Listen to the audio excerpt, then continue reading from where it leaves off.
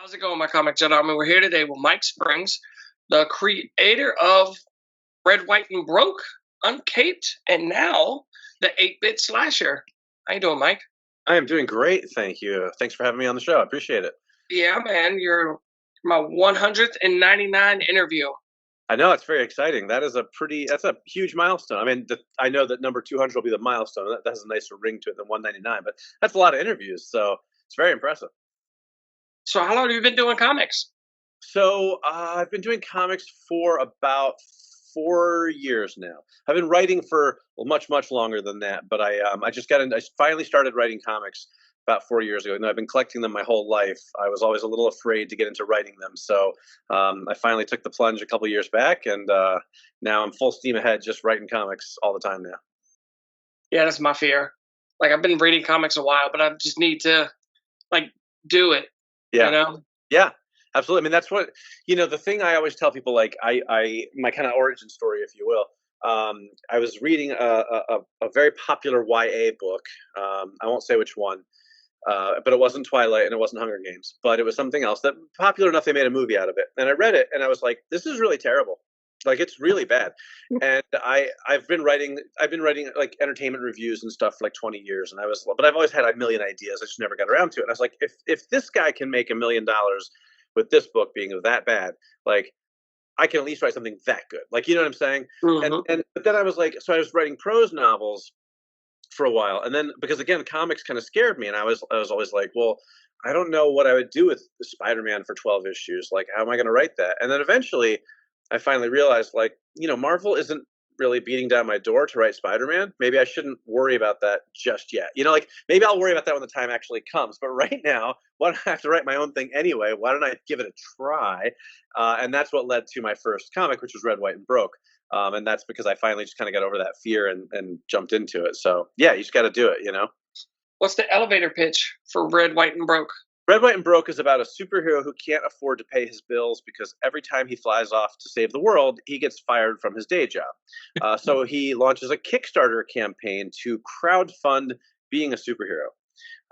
And then when he goes on TV to tell the world about it, the bad guys show up, and then of course things get crazy from there. So it's kind of a fun look behind the scenes a little bit at being a superhero if it was to happen in the real world. We was talking about that at work one day about how cheap rent has to be in Gotham since everything's always going bad. Uh-huh. Yeah. You know? That's the kind of thing I like to play with. You know what I mean? It's one of those things where it's like, okay, if you're a billionaire like Bruce Wayne or Tony Stark, great. But if you're just some dude who works at like Staples, and you're supposed to work from like 10 to 6, and you leave at like 12 to go save the world, and you don't show up for the rest of your shift, and you can't explain why, like you're gonna get fired. You know what I mean? Like Yep. that's how it would work in the real world. So it's that kind of thing. It's like is that's what I like to explore in Red, White, and Broke, is kind of the what would this really be like? I like it. That's very original. Thanks. Is it ongoing or is it finished? So it's finished for now. I did it as a 4-issue miniseries, and then I collected it into a trade paperback, and it definitely comes to a conclusion. I do have a sequel mapped out in my head, but I've kind of changed my model for doing.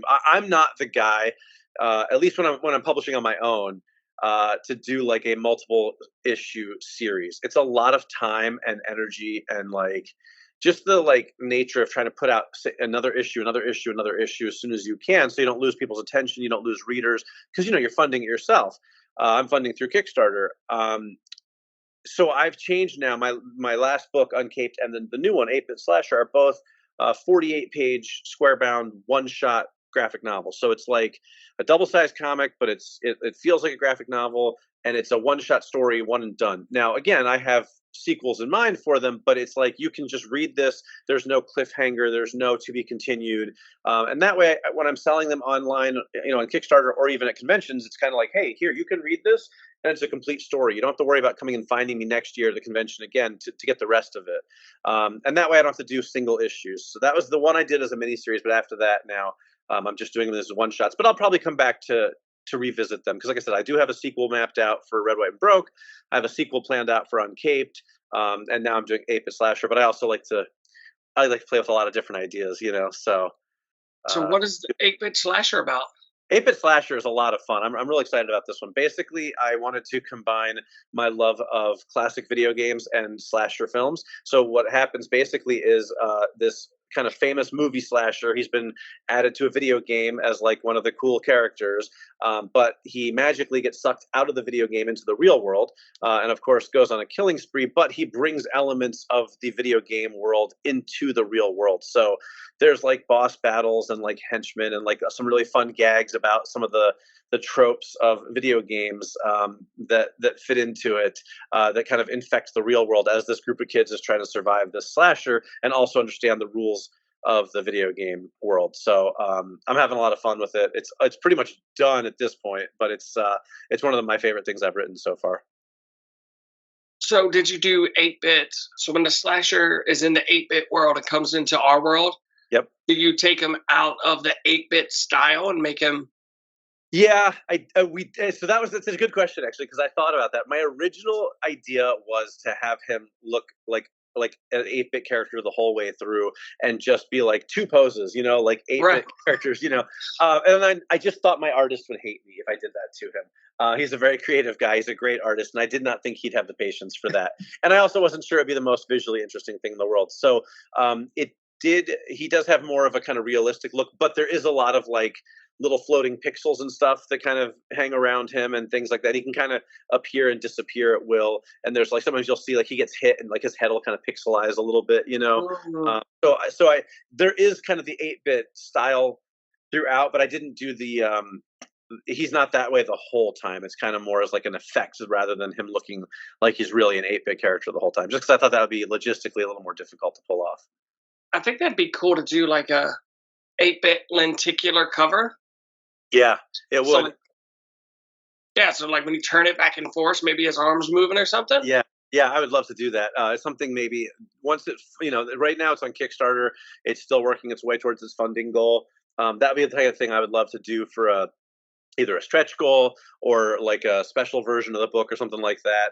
That's just logistics and cost is always the thing for stuff like that. But I would love to do something like that. I like to try and do as many kind of cool covers as I can. So that's definitely something I would look into doing for sure. Are you distributing through Diamond? So I have not tackled Diamond yet. One of the joys of being a one man show is that there's only so many hours in the day.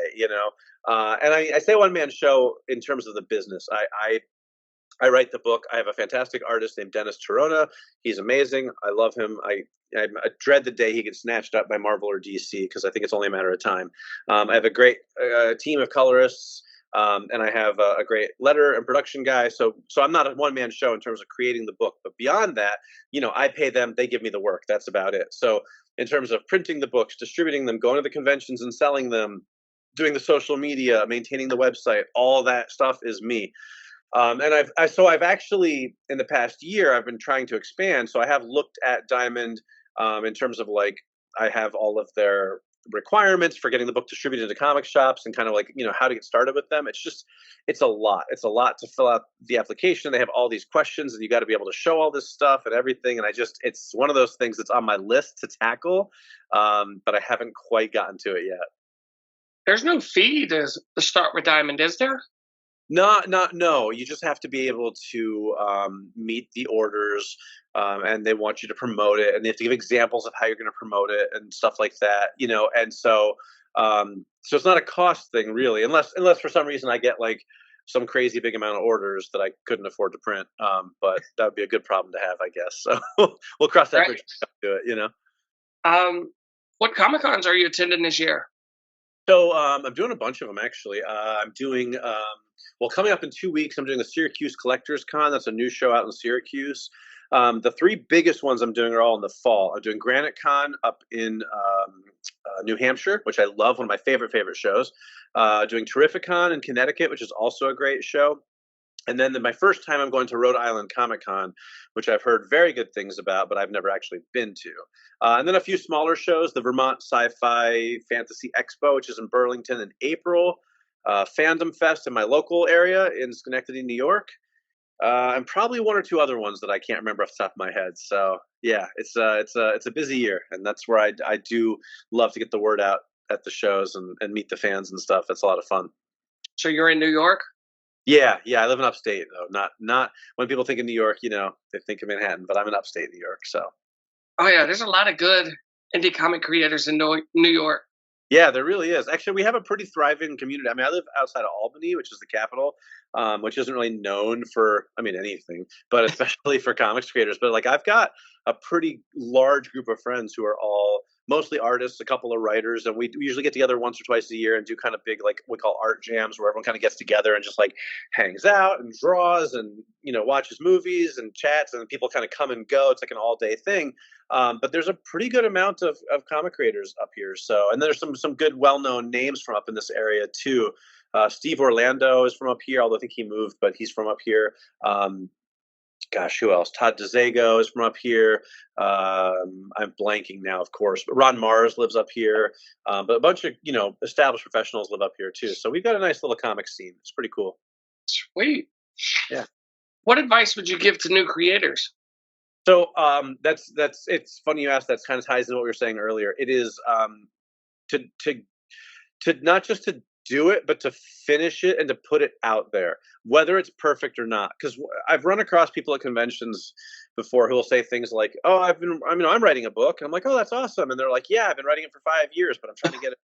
I really want it to be perfect." I literally had somebody at a convention one time tell me they've been writing a book for 7 years, and they were trying to get it perfect. I'm like, your book is probably going to be better than mine, but I've got books out there and people can read them and I can sell them. Like, you know what I mean? Like, is Red, White, and Broke is my first comic. Is it perfect? No, it's not. Do I think it's pretty good? Yeah, but I'm a little biased. But my point is, like, it's out there. I've sold hundreds and hundreds, probably thousands of copies at this point, and people generally really tend to like it. I get a lot of compliments on it from people that I don't know, which is always kind of the or now, is it the next Watchmen? Dark Knight Returns? No, but do people enjoy it? Yes. And am I able to sell it because I finished it and put it out there? Absolutely. So like people, and I'm not knocking people for taking the time to do the process. I'm not, I'm just saying like so many people want it to be like so perfect. They spend such a long time trying to get every single word. It's like, it's your first thing. No matter how much you work on it, it's never going to be your best. So put it out there, get it out there, get the process started. Because once I started and did one, and I realized I could sell it and that people liked it, that made me want to do more, and so now I'm doing one graphic novel a year, because by the time I do the Kickstarter and then it gets printed and then I get them and then I sell them at all the conventions, and then it's time to start the next Kickstarter. So I'm doing at least one a year. I'd like to do more, but there's something new every time I go to a convention, and it's like if you're just never doing it, it's just never going to get done. So that's my big advice, is kind of just like take the plunge and do it, and don't worry about if it's the best thing you've ever written or not, because it's probably not going to be. I feel like I get better with every book I write. So we skipped over Uncaped. What is Uncaped about? Uncaped is I have a soft spot in my heart for Uncaped. It is a superhero rom-com. Effectively, it is basically like Wonder Woman type superhero falls in love with a completely average regular guy who is in no way, shape, or form ready to date the world's most famous superhero. So it's kind of like if you remember the movie Notting Hill, might be before your time, but it's like okay, a big movie star falls in love with a regular guy. It's kind of like that with superheroes. And again, it's kind of like I really wanted to look at sort of the real world version of that. Like Superman has like Lois Lane, but she's like this globetrotting reporter. In my book, she falls in love with a guy who like works at a comic book store and has a garage band, and is just like this regular guy. And then all of a sudden, he's dropped in the lap of like the world's most famous superhuman, and just has no idea how to handle it. And I really tried to hit. Not only make it a good superhero story, but really tried to hit all of the like romantic comedy, tropes, because I love a good rom-com. So I really tried to bring in a lot of the sort of, the very tried and true things that you see in the rom-coms that make them so well loved into the book. So it's kind of great because it's like, if you like superheroes, you'll enjoy it. But if you like rom-coms, you'll also enjoy it. So a little something for everyone. So what website do you got, and what social medias are you on? Sure. So it's outoftimecomics.com is my website, and that's out of time, like on the banner here. I don't know if you guys can all see it, but it's TTA time, so outaTimeComics.com. And then that's actually my handle on all the social medias as well. Like there's Facebook, there's TikTok, there's Instagram, Twitter, all those things. It's at Out of Time Comics. So I'm pretty easy to find. And then of course on Kickstarter right now, that is actually under my name as opposed to under Out of Time Comics, because Kickstarter is weird with stuff like that. But you can search on Kickstarter for Mike Spring or for 8-Bit Slasher, or I have a little tiny URL. I don't know if you want me to, if that helps to say it out loud, if people remember it. But I'll put it down in the description so it's clickable. Okay, cool. So it's tinyurl.com/8-bit-slasher. And that's where you can find the Kickstarter, which is running until the end of March. Dead or alive, who is your fantasy team to make a comic book with? Okay, wow. All right. So let's see. If I was picking them, so my all-time favorite artist is Jim Lee. So it'd have to be Jim Lee as the artist. Or maybe, like if I was going to do a couple of artists, like maybe each artist would take a different chapter. So I'd have like Jim Lee would do the cover and maybe like the bookend chapters. But then I feel like I would love to have John Byrne do like the sequentials, like in the middle, because he's such a great storyteller in addition to a great artist. You know what I mean? Yeah. And then I would love to do some kind of like interesting sort of homage sequence and have Dave Gibbons draw it from Watchmen, because I think that the way he drew that comic is just, it's one of my favorite comics ever, and I think his artwork in it is just mind-blowingly good. So like I would love to do some sort of like homage to Watchmen or something like that, and have Dave Gibbons come in to draw that. So that would be my art team. And then I mean I would obviously want to write it, but let's just say I wanted to have a co-writer come on. Maybe I would probably have Peter David or Mark Waid, or a Tom Taylor, who's one of my favorites right now. They could all come in and write a chapter, maybe write a little short story for me. You know, that would be pretty cool. So yeah. Okay. Yeah. Is there anything you want to say before we go? Just that I work really hard to make all of my comics fun, so that when you're reading them, they're not grim and gritty. Even though 8-Bit Slasher is like a horror meets video games, there's a lot of comedy, a lot of humor in it.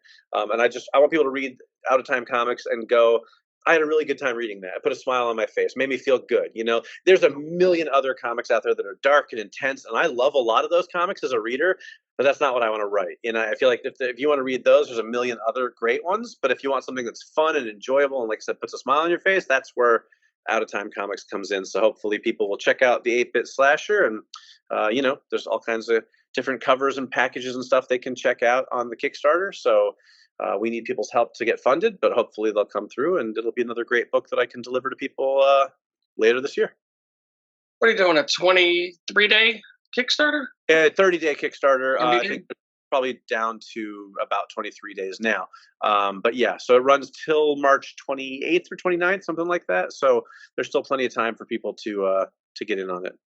All right. Well, I appreciate you taking the time to come talk with me, Mike. Thank you. It's my pleasure. Thanks for having me on. What? You mean you haven't subscribed to Comicchatauthority?